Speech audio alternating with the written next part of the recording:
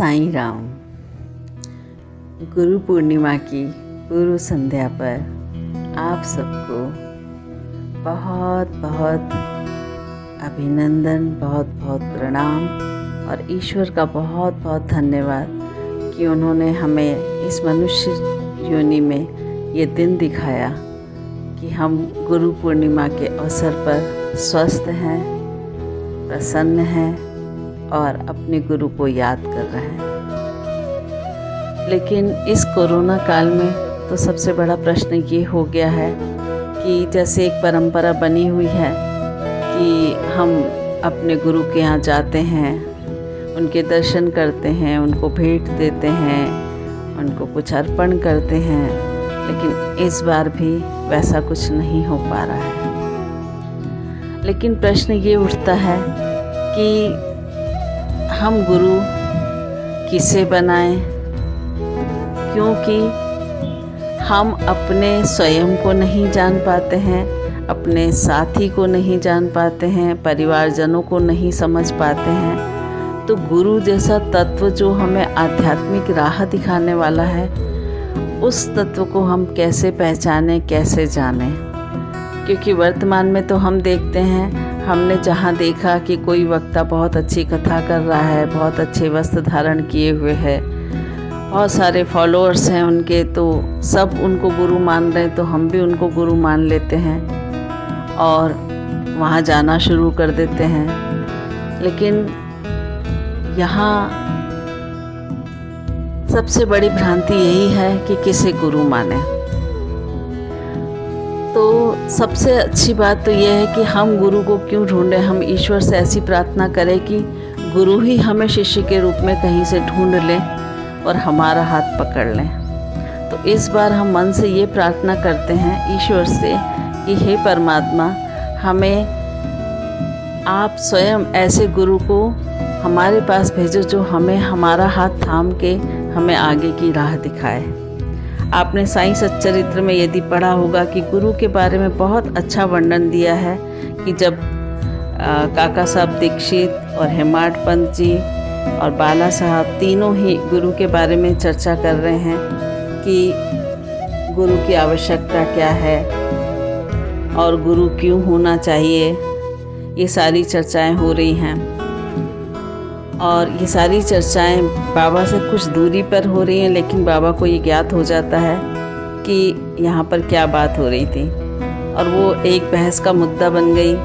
और बहस होने के बाद जब काका साहब दीक्षित और हेमाड पंत जी बाबा के पास पहुँचे अनुमति मांगने के लिए कि हम जाएं क्या, तो किसी ने प्रश्न किया कि बाबा कहाँ जाएं, तो उत्तर मिला कि ऊपर जाओ। फिर से प्रश्न किया कि मार्ग कैसा है, तो बाबा ने कहा अनेक पंथ है, यहाँ से भी एक मार्ग है, परंतु यह मार्ग दुर्गम है और सिंह और भेड़िए भी मिलते हैं। तो काका साहब दीक्षित ये पूछते हैं कि यदि पथ प्रदर्शक भी साथ हो तो बाबा कहते हैं कि तब कोई कष्ट न होगा। पथ प्रदर्शक तुम्हारी सिंह, भेड़िए और खंदकों से रक्षा कर तुम्हें सीधे निर्दिष्ट स्थान पर पहुंचा देगा, परंतु उसके अभाव में जंगल में मार्ग भूलने या गड्ढे में गिर जाने की संभावना है। और उस समय दाभोलकर जी जिन्होंने साईं सच्चरित्र लिखा है, वो भी वहाँ उपस्थित थे। तो उन्होंने सोचा कि जो कुछ भी बाबा कह रहे हैं कि गुरु की आवश्यकता है क्यों, लेकिन तो उन्होंने अपने मन में ये सदा के लिए गांठ बांध ली कि इस विषय पर हम कभी वाद विवाद नहीं करेंगे। तो ऐसा प्रसंग साईं सच्चरित्र में आया है। और देखिए, हमें ये समझना है कि हमें गुरु क्यों करना है। तो जैसा कि बाबा ने कहा कि मार्ग तो बहुत सारे हैं, तो हमें भी ईश्वर को पाने के बहुत सारे मार्ग हैं, लेकिन हम जिस मार्ग पे जाते हैं तो रास्ते में हमें सिंह भेड़िए मिलते हैं, अर्थात यहाँ पर हमें आध्यात्मिक मार्ग पर जाना है। और आध्यात्मिक मार्ग पे जाने के लिए बीच में सिंह भेड़िए के रूप में हमें क्या क्या मिलेगा, हमें भौतिक संसार मिलेगा, हमें काम, क्रोध, लोभ, मोह, माया अपनी तरफ खींचेगी, सारे रिश्ते नाते हमें खींचते हैं, सारे बाधा डालते हैं। कभी भी आप कोई ऐसा काम करने जाओ जो आध्यात्मिक राह पर जाने वाला हो, आप सत्संग करो, आप भजन करो, आप किसी चीज़ को छोड़ने की संकल्प कर लो, तो आपको ये सब बाधाएं मिलेंगी। कोई आपको इस राह पर जाने ही नहीं देगा। बहुत सारे कारण हमें बताएगा, अभी तो उम्र नहीं है जाने की, ये तो आपका घर है, ये तो आपके कर्तव्य हैं, आपको इसको पूरा करना चाहिए। संसार में आए हैं तो खाने पहनने के लिए आए हैं, सुंदर मकान में रहने के लिए आए हैं। भगवान ने अगर पैसा दिया है तो सुविधाएं लो, नौकर चाकर रखो, बड़ी गाड़ी खरीदो। ये सारे ही अगर कहा जाए तो ये रास्ते के हमारी बाधाएं हैं, जिसको खंदक कहा है, जिसको रुकावटें कहा है। और ये सब रुकावटें हमारे राह में आनी ही हैं, और इन रुकावटों को दिखाने वाला ही हमें गुरु चाहिए। और इन राहों पे यदि कोई हमें रोकता है तो हम किसे कहें? तब हमें एक गुरु चाहिए जिसको हम कह सकते हैं कि गुरु जी, हम आपके यहाँ तक आ रहे थे और हमें ये रोड़े आए हैं और इसको हम कैसे हटाएं। तब हमें वो गुरु मार्ग देते हैं, वो हमें समझाते हैं, वो हमारी अंदर की मंशा को समझते हैं, हमारी प्रकृति को समझेंगे कि हम किस प्रकृति के हैं, हमें क्या अच्छा लगता है, क्या हमें जप अच्छा लगता है, क्या हमें व्रत अच्छा लगता है, कि हमें माला जपना अच्छा लगता है, कि हमें और कोई राह अच्छी लगती है। तब हमें वो उपाय बताएंगे कि आप ये काम करो तो ये रोड़े अपने आप हट जाएंगे।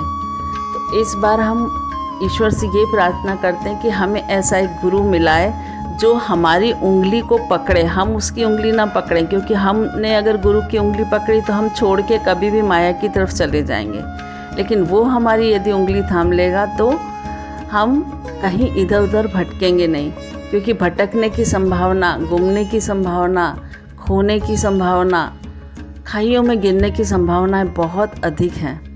तो इस बार गुरु पूर्णिमा के अवसर पर हम ईश्वर से ये प्रार्थना करते हैं कि हमें कोई अच्छा गुरु बताए, अच्छा गुरु हमें मिले, अच्छे गुरु हमें मिल के हमारी राह को प्रशस्त करें, रोशनी दिखाएं।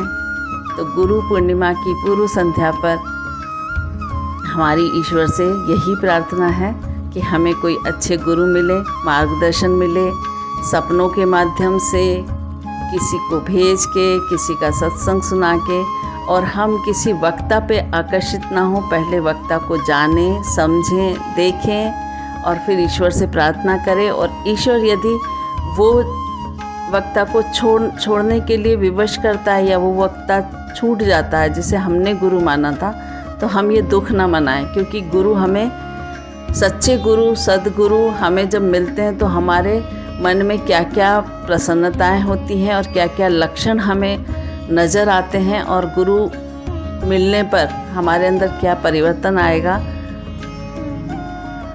गुरु पूर्णिमा के दिन इस संदेश पर हम बात करेंगे। आप सभी को गुरु पूर्णिमा की बहुत बहुत बधाई, बहुत बहुत शुभकामनाएं। हम सबके जीवन में एक सद्गुरु का प्रवेश हो और हमारा मार्ग प्रशस्त हो, इसी शुभकामना के साथ साईं राम।